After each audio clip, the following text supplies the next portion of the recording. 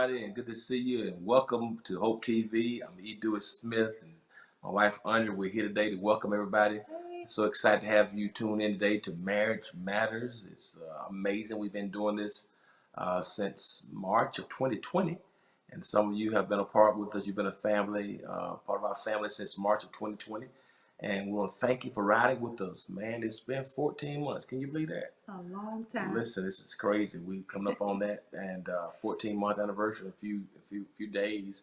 And we also, while I'm on this, we want to welcome and wish all the mothers out there happy Mother's Day. God bless you. Hope you had a great time for Mother's Day, and hope you're still walking and being blessed. We're excited. And those who tune in from Apple TV and Roku and Twitch and Amazon and YouTube and Facebook and IG Live and the edewsmith.org website, HOHATL.org website, Hope HTV now have you tune in. We're thankful that you tuned in. And if you're watching through a platform that will allow you to subscribe or to like or to comment or to share, why don't you do that? That's so helpful to us. Every time you subscribe, you can get notifications as to when new content is uploaded. And we upload content all day long. You like, your comments help us with our algorithms and our social media engagements. Then, of course, last but not least, your shares help us to get the word out, because this show has been viewed by everybody, not just married couples. Your mom watches this show. Yeah. What does that mean? It's just funny to me. Her mother, hey mother, her mother watches this, and she's 86, and it's just wow. So it's not just for married people, single, Want to be married? if it's complicated situationship, you just want some hope, some good conversation. This is an original show, and we hope that you share this link with somebody else and be inspired and be encouraged by it. We had some great conversation last week. Great couples shared with us last week that we love and respect and appreciate. And we didn't get an opportunity to finish everything, and so we invite them back for part two. And so we'll welcome back Larry and Alicia McDonald, Jake and Alicia McDonald. Welcome back, fam. How y'all doing? All right. Hey. Hello. Good to see y'all. To all the single ladies who are watching, and there's a guy on your job that you found attractive or maybe intrigued by, don't be so shy. Go find watch last week if you missed it. Get an old lady on the job and ask her to help you shoot your shot. Amen. You can do it. Ain't nothing wrong with that. You can be keep waiting on your Boaz. You're going to be by your own. But I'm not okay, but I'm just serious. But sometimes get somebody to help you. All right. Because Boaz ain't coming. All right. But anyway, with that being said, we had a great conversation last week about just powerful. And I hope everybody watch it. If you didn't go back and catch part one last week of the conversation, I'm telling you, it's gonna bless you. But we closed out talking about the powerful experiences about when parents have to release their kids and let them make their own decisions. And that was a great question that Andrea asked last week. And both Alicia and Jake had their own stories about how their parents had to release them to make decisions as a teenager, and even about getting married. I think it was a great question last week too. And Jake, we know. I want to ask this because I think it's interesting. Because sometimes as you get older, the roles shift, and what happens is children go from following the direction of their parents to, as we get older, children having to kind of take over and almost become the parents. The roles get reversed. Andre's figuring it out now, and because I had to figure it out with my mom as well. And 11 months ago, your father passed, and that a lot of people are going through that. So how y'all? How first of all, how are you processing that? Being up here and him being away, and because a lot of people are dealing with grief now. And then Andre's going to ask you something about that too, Alicia, about supporting him as he's going through that. So how you doing, Jake? How you been navigating through that, having to kind of say, see you later to your dad? How have you been processing that? It took a while, to be honest with you. It was kind of tough because it kind of came out of nowhere. Wow. When we got the call, it was unexpected because him and my aunt are pretty private with their medical stuff. You don't really know nothing's wrong. You can see they came up for a weekend, and normally he would sit outside and we'd talk and just outside all day. Last time he came up here, he was only sat out there for 45 minutes, and he was like, "Oh, I'm tired. I'm gonna go and call it a day." And came and went on in the house, and he had lost a lot of weight. But you see it, but you want to say, "Oh, nah, that's just he just." He liked to walk and he just exercising because he went through those stages where he would do a lot of walking and exercise and try to stay fit. And then we got that call and he said that it wasn't good. So we went down. It was rough. It was rough for a while. Yeah. I remember when, we were going through that with his mom, and how as a wife and as a helpmeet, you feel the pain, you feel his pain, but you love that person too. So you're grieving too, but you also have to, be there for them. So, I mean, Alicia, how was it, how is it for you, like, to, support him? I mean, as a lesson to wives, sometimes you have to put what you feel on the back burner so you can be there, for your spouse. What's your advice on that, or how did you deal with that? Well, so when we got the call, I was the one that got the call.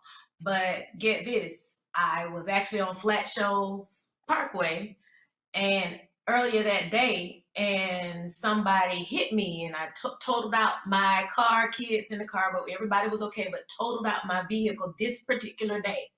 So as Jen is taking us back to the house, and the record came and got the car to take it and everything, I get that call. And he's working, so they're telling me that they want me to be the one to tell him what is going on. So when I did get back to the house, I called, and he kind of already knew, and he kind of finished my sentence for me.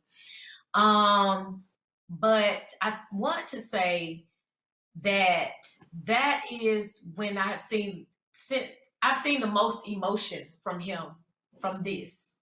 And so it kind of knocked me off my socks for a minute. Like, I was off balance for a minute myself, because I'm not used to him, Right. Yeah, I'm not used to that at all. Okay, no. So I did have to kind of flip off my feelings for a second so that I could see if he was all right. And I remember just constantly just asking him, "Are you okay? What do you need? What do you want to do?" And I told him, we're in a pandemic, but whatever we got to do, that's what we're gonna do. So you just tell me what you want us to do. And what is so, I know it's the Lord, but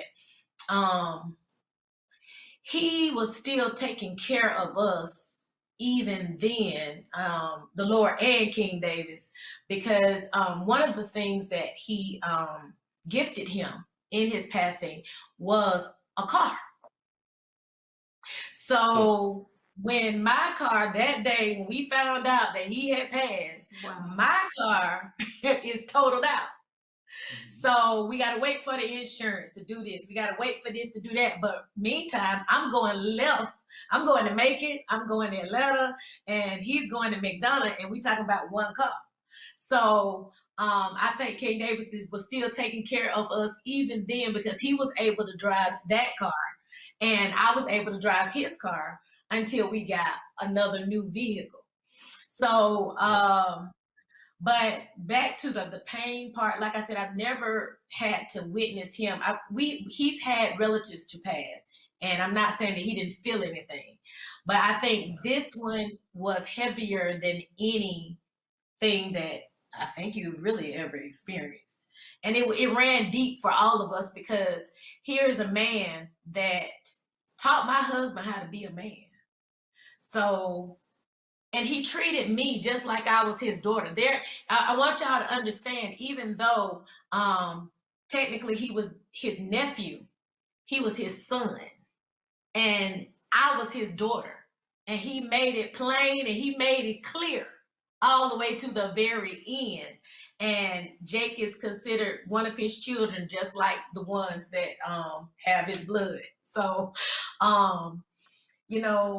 I just think that I just had to be there for whenever he wanted to talk about it. When he didn't want to talk about it, he said he didn't want to talk about it, and I left him alone. Okay, I didn't press him, but I just let him know that whatever you need, I'm here. And when the time came, he was comfortable with coming to me and talking to me about it. So, but we're still in agreement. That's so good. Yeah. That is so good to hear both your stories, Yeah. because I mean, and here's what's tough now, because people are having to do this and you can't be there. You know what I mean? It's like, you know, we talk about parents getting older and them getting sick. Andre's mother just had hip replacement. Well, you know, you can't go to the hospital. Only one person can be in the hospital. You know what I mean? A day. And nurses don't talk to one person. You know, Pastor Wallace hearing died. You know, We couldn't. can't. You know, this man been in my life all my life. Can't go say goodbye to him. You know, saying by FaceTime. So having to figure out how to do this, how to maneuver through this, a lot of people having to figure it out. And to hear your story, I think has been helpful. These movements like COVID, BLM, how do you think it's affected the Black dollar? It's affected the Black dollar, especially with COVID-19, where so many people have lost their jobs. And I don't think people knew to the extent of the loss that was going to be. It's a bit devastating, but I don't say it's the end of the world. I definitely try to help people get on the right track so when the next COVID comes, you're together.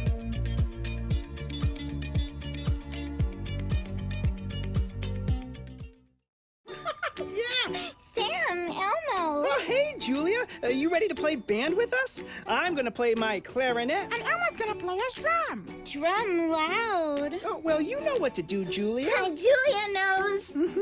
With Julia's autism, loud sounds can be too much. But she still loves to make music. Play band.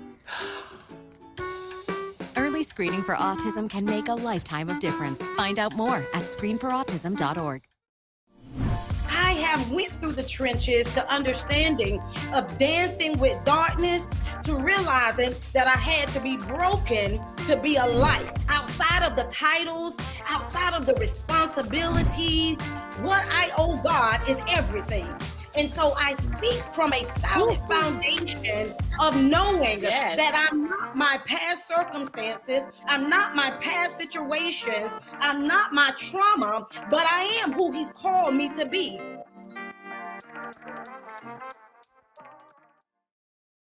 Let me ask you this, Alicia, because now we're going through this, and I know you've been through it too, where your parents almost now are becoming the children. Yeah. So, you know, I have to fight with my mom. No, you need to do this. You got to take this. You got to do this. How are you navigating that? Because I know your dad has been sick, you know, and I know he is stubborn, you know, and, you know, how are you dealing with that? Okay, so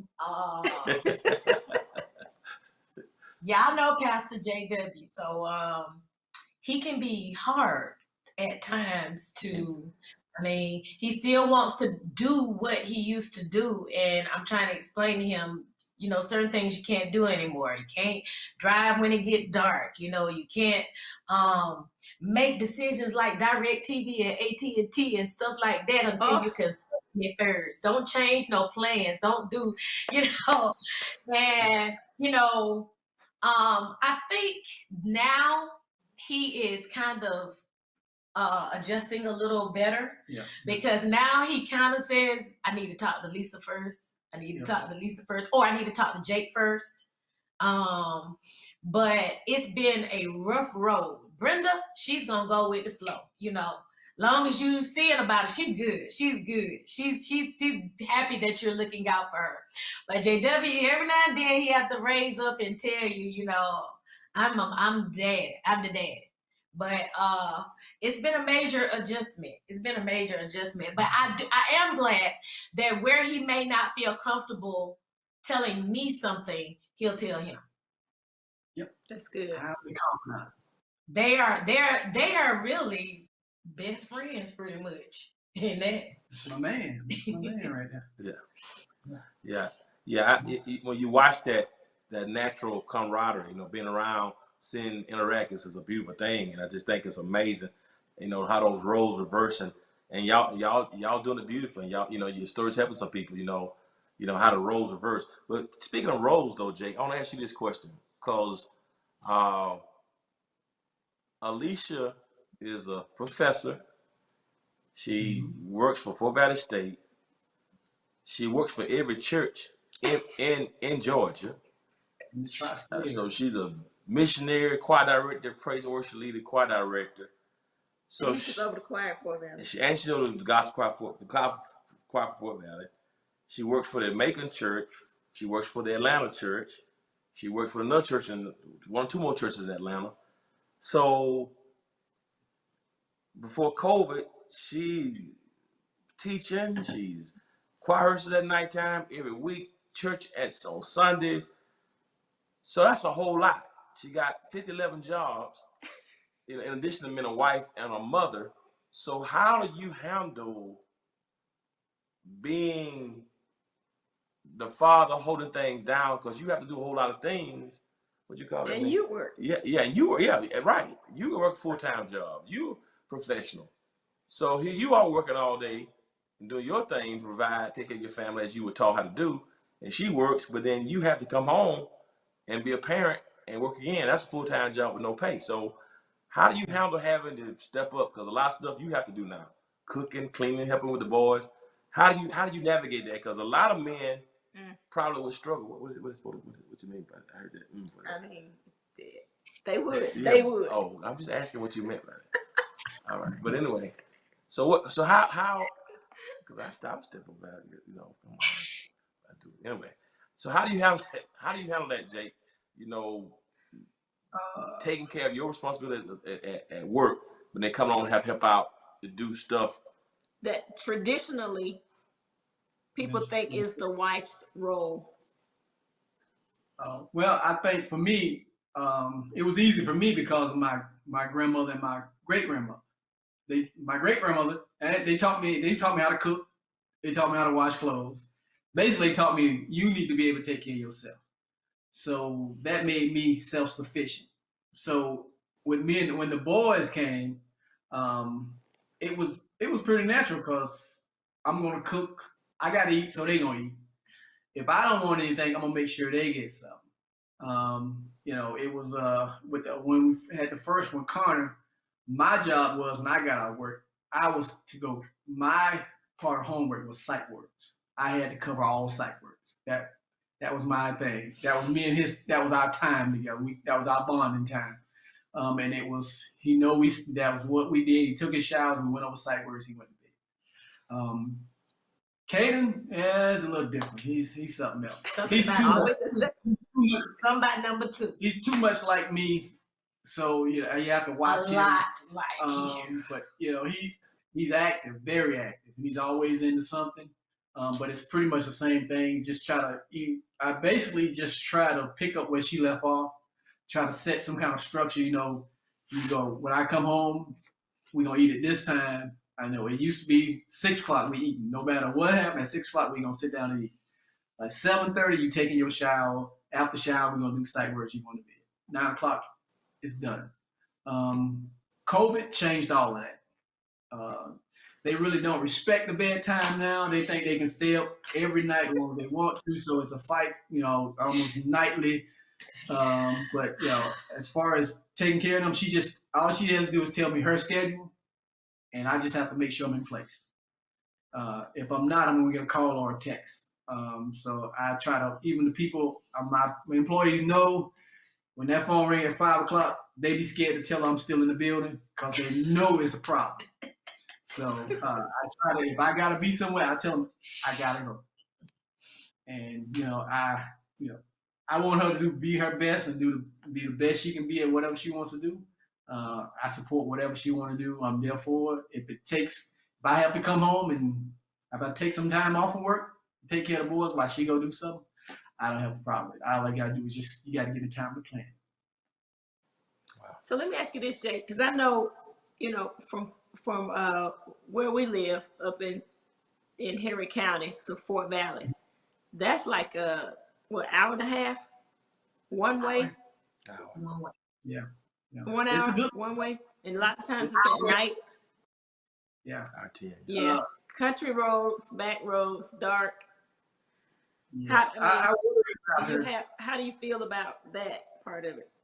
Because I know a lot of men just like, you know, they just wouldn't want their wife to do it, wouldn't allow her to do it. How do you feel about that? she's a good driver. I don't worry about her driving. I know she can drive. The only thing I worry about at night on those back roads is deer or something running out or somebody else not paying attention. She usually calls